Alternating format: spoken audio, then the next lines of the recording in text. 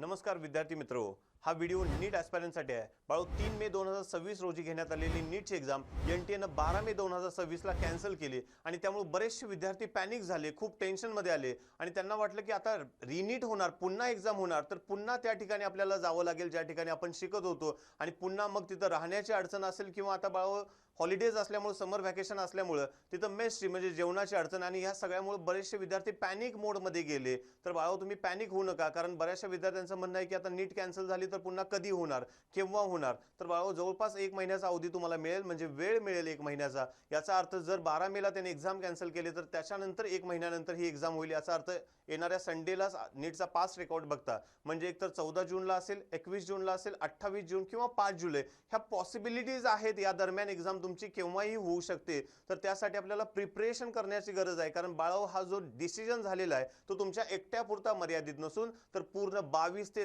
23 लाख विद्यार्थ्यांच्या बाबतीत झालेला आहे। नक्कीच हे चुकीचं झालंय, पण तुम्हाला आता रीनीट ही एक्झाम म्हणजे नीटची एक्झाम पुन्हा द्यावीच लागणार आहे, त्याला काही पर्याय नाही आहे। त्यामुळे येणाऱ्या एक्झामसाठी बाळो तयारी करणं हे आपल्या हातामध्ये आहे।